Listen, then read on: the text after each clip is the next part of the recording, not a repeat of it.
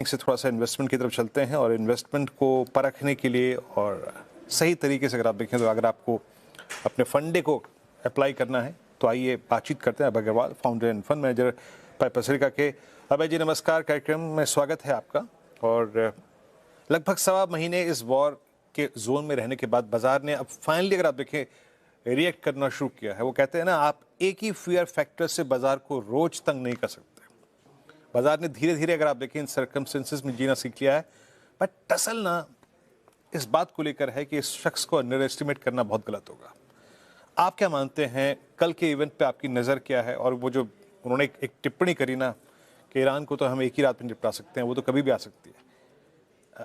थोड़ा सा संयम से काम लेंगे इस वक्त। ये क्या बड़ा इवेंट है अभी भी? आप मानते हैं इसको सामने जो खड़ा है? जी देखिए वीरेंद्र जी, किसी एक व्यक्ति के बारे में क्या सोच रहे हैं कहना आपके लिए भी उतना ही मुश्किल है जितना मेरे लिए भी। मार्केट रिएक्ट करता है उनकी हर टिप्पणी से, पर मुझे लग रहा है मार्केट का रिएक्शन पिछले, अगर मैं हफ्ते भर में देखूं तो अब एक तरह से वॉलेटिलिटी काफी कम हुई है ग्लोबल मार्केट्स में भी और इंडिया में भी। तो मुझे लगता है कि जो एक अगेन बड़ा मुश्किल है कहना, पर मुझे लगता है एक जो फियर बेस्ड सेलिंग थी अक्रॉस द बोर्ड जो हमने देखी पिछले महीने, मुझे लगता है उसमें थोड़ा थमाव आया है। और अब ऐसा नहीं है कि लोग बॉटम फिशिंग करने आ गए हैं या फिर सडनली आइडियाज ढूंढ रहे हैं या एक ऐसा माहौल बन रहा है कि अब ये बॉटम बन गया, अब बाय द डिप्स करें, वो भी नहीं है। आई थिंक मार्केट अब बीच में है, between sell the rally and buy the dip के जो बीच का जो टाइम है, उधर है मार्केट। और मुझे लगता है कि थोड़ी भी पॉजिटिव न्यूज़, थोड़ी सी भी पॉजिटिव न्यूज़ इस समय मार्केट को ऊपर ले जाने में काम आएगी काफ़ी, क्योंकि मार्केट क्लियरली अंडर ओवरसोल्ड है एट ऑल लेवल्स। तो इतने जो ओवरसोल्ड है एफपीआईज़ का और एचएनआई इन्वेस्टर्स का, मुझे लगता है थोड़ी भी पॉजिटिव न्यूज़ आई तो वापस एक फ्लो मार्केट में आएगा, लिक्विडिटी मार्केट में आएगी, जिसको हमने पिछले 3 महीने से नहीं देखा है। और ये लिक्विडिटी जब मार्केट में आती है वीरेंद्र जी, तो वो कुछ भी कर सकती है, किसी लेवल पे भी मार्केट को ले जा सकती है। पर डेफिनेटली डर है इस समय भी इन्वेस्टर्स का, जैसे आपने भी कहा, सलाह दी कि ज़्यादा ना एक्सपेक्ट करें, अगर रैली है तो उसमें बुक कर ले। मुझे लगता है कि मार्केट एक अब एक उस ज़ोन में है कि जहाँ से ऊपर की तरफ ब्रेकआउट करने के लिए तैयार है मार्केट, थोड़ा पॉजिटिव न्यूज़ की ज़रूरत है बस। ओके, पॉजिटिव न्यूज़ की ज़रूरत है। अभय जी गुड आफ्टरनून। अच्छा सर, आपसे सेक्टर स्पेसिफिक सवाल मैं पूछूंगा, लेकिन उससे पहले जुबिलेंट फूड वर्क्स आज का accident of the day 11% down after Q4 update. India business इनका कमज़ोर आया है वो आंकड़े। सर क्या लगता है आपको कि इस गिरावट में लगाना चाहिए पैसे या फिर अभी it's a no red flag हो गया है? देखिए क्वार्टरली मिसेस में क्या होता है श्रेया, हमने देखा मार्केट ओवर रिएक्ट करता है अक्रॉस द बोर्ड। आप पिछले 3-4 क्वार्टर भी देख लीजिए, काफी बार ऐसा हुआ है कि अच्छी कंपनीज है, ब्लू चिप कंपनीज है, बहुत अच्छा मैनेजमेंट है, प्रोडक्ट है, डिस्ट्रीब्यूशन है, पूरा नेशनल लेवल प्रेजेंस है, पर एक क्वार्टर मैनेजमेंट के कंट्रोल भी नहीं होता है। कई बार ऐसी चीजें होती हैं, जैसे पिछले क्वार्टर हमने देखा एलपीजी की शॉर्टेज थी, कंज्यूमर डिमांड थोड़ी सप्रेस थी, तो उसकी वजह से हो सकता है जुबिलेंट जैसी फूडवर्क जैसी कंपनीज हैं जिन्होंने एक क्वार्टर में थोड़ा पेन दिखा। पर ये कहना कि अब वो पेन परमानेंट है, वो भी गलत है। और ना मेरी ये बाय रिकमेंडेशन है, ना हमारे मॉडल पोर्टफोलियो में ये स्टॉक है, पर मुझे लगता है कि इन्वेस्टर्स को एक ओपन माइंड रखना चाहिए कि अच्छी कंपनीज जब भी एक क्वार्टर की बैड परफॉर्मेंस की वजह से शार्प करेक्शन देती हैं, तो और वो भी तब जबकि एक काफ़ी करेक्शन हो गया, 52 वीक लो पे स्टॉक है, शायद 55 ईयर लो पे स्टॉक है। तो क्या एक अपॉर्च्युनिटी भी बन रही है इस समय? एक पॉजिटिव माइंडसेट भी रखना चाहिए इन कंपनीज़ की तरफ श्रेया। ओके, अच्छा, कुल मिला के बात ये हुई, हमें बहुत धैर्य रखना पड़ेगा, बहुत पेशेंटली अगर आप देखें बाइंग भी करनी पड़ेगी, अपने प्रॉफिट्स कैश में भी कन्वर्ट करना है। बट कभी कभी आपको अपने पोर्टफोलियो में बड़े अलाइनमेंट करने पड़ते हैं। बीते बजट से लेकर अब तक कभी भी एफएमसीजी में पैसा नहीं बना, और इस बार जो स्काईमेट का पूर्व अनुमान है अभय जी, उसमें वो कह रहे हैं कि मॉनसून के फ्रंट पे आपको थोड़ा सा डिसअपॉइंटमेंट मिल सकता है ना? जी। अगर मैं तो लास्ट टाइम भी डाबर से जब बात कर रहा था, एफएमसीजी कंपनियों से बात कर रहा था, वो तो सिर्फ ऑप्टिमिस्टिक थे ही इस बात को लेकर कि at least rural is doing well for us. अगर मॉनसून थोड़ा डगमगा गया, खुदा भगवान न करे ऐसा हो, तो तो आपको क्या लगता है, एफएमसीजी एक बार फिर से थोड़ा सा अनवाइंडिंग मोड और अवॉइड मोड में जाएगा आपकी तरफ से? नहीं, मुझे लगता है वीरेंद्र जी कि अगर मॉनसून एक ठीक-ठाक भी आया, मेरी पूरी उम्मीद है कि ठीक-ठाक आएगा। पर वो अब देखने पे ही पता चलेगा क्या होता है। मेरा ये कहना है कि अगर मॉनसून ठीक-ठाक भी आया, तो भी मुझे नहीं लगता है कि एफएमसीजी एज़ अ सेक्टर में ज़्यादा अपॉर्च्युनिटीज़ हैं, क्योंकि काफ़ी जो प्रोडक्ट्स थे वीरेंद्र जी, जो ब्रांड्स कहते थे हम उन्हें, वो बड़ी जल्दी पिछले पोस्ट कोविड स्पेशली कमोडिटाइज़ हो गए हैं। अब टूथपेस्ट एक टूथपेस्ट रह गया, वो ब्रांड उसको क्या ले रहा है कस्टमर भी ज़्यादा अब नहीं सोचता है, क्योंकि बहुत ब्रांड्स हैं, लोकल ब्रांड्स हैं, हर स्टेट का एक ब्रांड है, तेल लगाने का एक ब्रांड है, शैम्पू के ब्रांड्स हैं, तो कस्टमर के पास जो चॉइसेस हैं अक्रॉस प्राइस पॉइंट्स, कि वही चीज़ आप ₹100 की भी ले सकते हैं, 150 की भी ले सकते हैं, 300 की भी ले सकते हैं, 400 की भी ले सकते हैं। तो कस्टमर के पास बहुत चॉइसेस हैं, तो इन कंपनीज़ को जो कि अभी भी 45 से 60 टाइम पी मल्टीपल पे ट्रेड करती हैं, इनके लिए कॉम्पिटिटिव इंटेंसिटी बहुत ज़्यादा है, कोई प्राइसिंग पावर नहीं है। इस समय कोई ऐसी एफएमसीजी कंपनी है जो मानसून अच्छा है या बुरा है, जो जिसके पास प्राइसिंग पावर है कि जो ₹5 एक टूथपेस्ट पे बढ़ा के देख ले कि मार्केट शेयर कितना बढ़ता है, कोई नहीं करेगा। और मार्जिन्स दूसरी तरफ से हमेशा प्रेशर में है, क्योंकि कॉस्ट एस्केलेशन है, रुपी डेप्रिसिएशन की वजह से भी प्रेशर है। तो मुझे लगता है ये सेक्टर है, इसमें मेरी कोई ज़्यादा एक्सपेक्टेशन नहीं है अगले साल 2 साल के लिए। मुझे लगता है वैल्यूएशन मल्टीपल्स अभी और एडजस्ट होंगे डाउनवर्ड्स, और तब इन्वेस्टर्स को देखना चाहिए जब शायद 25-30 टाइम के पी मल्टीपल पे ये स्टॉक्स आ जाएँ। ओके, फिलहाल तो एफएमसीजी अभी अवॉइड है। अच्छा, अभय जी, आईटी स्पेस पर सवाल मेरा आपसे। आज 2.5% 2% अप है ये काउंट पूरा स्पेस, तो क्या जो एआई का डर था वो कहीं ना कहीं अब धूमिल हो चुका है? तो क्या अब आईटी एक समतल जमीन पर आ चुका है? अब कहना ये जल्दी होगा मुझे लगता है श्रेया। ये कंपनीज़ ऐसी हैं जिनको अब एक तरीका ढूँढना पड़ेगा एआई के साथ कोएग्जिस्ट, एआई का फ़ायदा लेने का, और ये काफ़ी कैपेबल कंपनीज़ हैं, मुझे लगता है कर लेंगे। पर कब तक करेंगे, किस फ़ॉर्म में करेंगे, इन्वेस्टर्स को कोई जल्दबाज़ी नहीं करनी चाहिए, क्योंकि एआई एक टूल की तरह इमर्ज हो रहा है, और उस टूल्स को ये कंपनीज़ कैसे यूज़ करते हैं अपने प्रोडक्ट को ज़्यादा बेहतर बनाने के लिए, वो देखना पड़ेगा। सर्विसेज मॉडल को कैसे चेंज करते हैं, वो भी देखना पड़ेगा।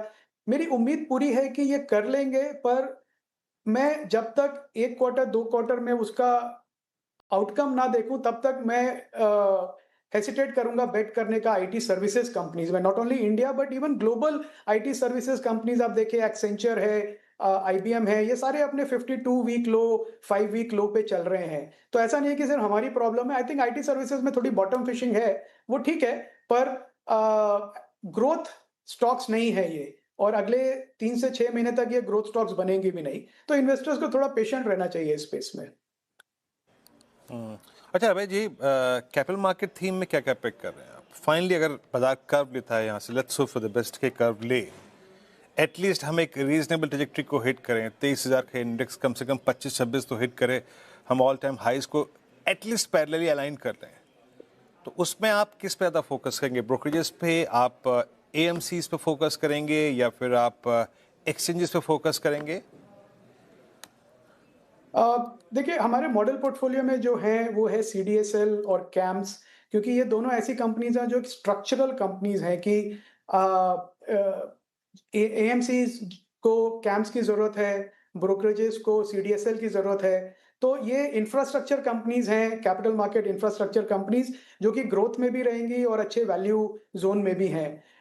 उसके ऊपर मुझे लगता है एक्सचेंजेस जो हैं, अभी एनएसई का जब आईपीओ आएगा, तो उसके बाद क्या जो अभी एक स्केर्सिटी है एक्सचेंजेस की, वो कम होगी। तो आई थिंक एक्सचेंजेस की मैं वेट करूंगा एनएसई के आईपीओ के आने की, और उसके बाद डिसाइड करने का। और जो ब्रोकरेजेस हैं, ब्रोकरेजेस में आई थिंक अच्छी अपॉर्चुनिटी है, पर वो बहुत कॉम्पिटिटिव मार्केट भी हो गया है, तो उसको भी देखना पड़ेगा। अभी हमारे पोर्टफोलियो में कोई भी ब्रोकरेज नहीं है मॉडल पोर्टफोलियो में, पर जो मुझे लगता है कैम्स और सीडीएसएल एक अच्छी अपॉर्चुनिटी है इन्वेस्टर्स के लिए। ओके। अच्छा अभय जी, Q4 अपडेट आए, नायका के काफ़ी अच्छे आए और स्टॉक ने रिएक्ट भी किया कल, लेकिन आज फिर से बैकफुट पर। ये न्यू एज स्टॉक्स में क्या स्टॉक स्पेसिफिक अप्रोच ही आप अपना रहे हैं? कैसे लगे आपको Q4 अपडेट नायका के? श्रेया, एक तो इनको ना अब न्यू एज स्टॉक कहना मुश्किल है, क्योंकि इतनी कंपनीज 14-15 साल से एग्जिस्टेंस में है, तो न्यू एज नहीं है। पर आई थिंक इन्होंने बहुत अच्छा प्रेजेंस बनाया है और एक मार्केट इंडस्ट्री जिसमें कि विनर टेक ऑल हो जाता है, उस स्पेस में है नाइका और उसके जैसी कंपनी जो रिसेंट लिस्टिंग्स भी हुई थी। अगेन नाम बताने के लिए आपको सिर्फ कह रहा हूँ, मेरी बाय रिकमेंडेशन नहीं है, पर जैसे मीशो, ग्रो, लेंसकार्ट, ये काफ़ी कंपनीज लिस्ट हुई जो कि एक ई कॉमर्स प्ले है using technology and wide distribution. Definitely इनका वॉल्यूम ग्रोथ भी होगा, इनकी प्रॉफिटेबिलिटी भी बढ़ेगी, क्योंकि ये एक राइट मैक्रो एनवायरनमेंट में काम कर रहे हैं जहाँ की डिमांड इनकी तरफ माइग्रेट होगी। एट द सेम टाइम कई बार क्या होता है, कंपनीज अच्छी हैं, ग्रोथ भी अच्छा है, पर वैल्यूएशन अच्छी नहीं है। मुझे लगता है ये कंपनीज अभी भी हाई प्राइस्ड हैं। जिस तरह का इनका ग्रोथ है अगले 3-4 साल का, वो ऑलरेडी वेल प्राइस्ड इन है इन द स्टॉक प्राइस। तो अगर ये ग्रोथ आएगा भी तो शेयर होल्डर्स की रिटर्न नहीं बनेगी, ऐसा मेरा डर है। और जैसा हमने देखा एफएमसीजी में, श्रेयस इसकी बात कर रहे थे कि 5 साल से रिटर्न नहीं बना है क्योंकि स्टॉक्स इतने ओवर प्राइस्ड हैं। तो उसी तरह मुझे लगता है ये जो new age e commerce companies हैं, इंटरनेट बेस्ड कंपनीज हैं, इनमें भी यही प्रॉब्लम है कि ऑलरेडी ओवरबॉट है। ये ओवरबॉट की वजह से वैल्यूएशन बहुत हाई है। तो इन्वेस्टर्स को इस बात का ध्यान रखना पड़ेगा कि आप अच्छी कंपनीज खरीद रहे हैं, पर रिटर्न बनेगा कि नहीं अगले 3 साल में। देखिए अभय जी, दिक्कत ये है ना, श्रेया शेयर तो नहीं खरीदती, म्यूचुअल फंड ही निवेश करती होगी, लेकिन टाइम स्पेंड या सैलरी स्पेंड जितनी करती हैं नायका के शोरूम में, वो सोच रही है ये स्टॉक क्यों नहीं चल रहा है ना, ये दिक्कत हो सकती है। आप और मैं समझ सकते हैं, श्रेया को समझ में नहीं आ रहा है ये, है ना। वीरेंद्र जी, मुझे लगता है आप फिजिक्स वाला पे ज्यादा स्पेंड करते हैं टाइम। नहीं, फिजिक्स से सर मैं दूरी मेंटेन करता हूँ, अपनी तो फीस माफ थी फिजिक्स की, आप यकीन मानिए। मैं तो बताऊंगा कि इस दिन मिलूंगा आपसे तो कि अपने साथ फिजिक्स में क्या क्या हादसे होते हैं। लेकिन But वो, वीरेंद्र जी, एक चीज मैं भी ऐड करना चाहूंगी, स्किन केयर में अब सब आ रहे हैं, ये जेंडर स्पेसिफिक नहीं रह गया, महिलाएं भी पुरुष भी सब स्किन केयर कर रहे हैं आजकल। In fact main category fastest growing category है इस समय। जो मेन ग्रूमिंग है वो फास्टेस्ट ग्रोइंग कैटेगरी है इंडिया में।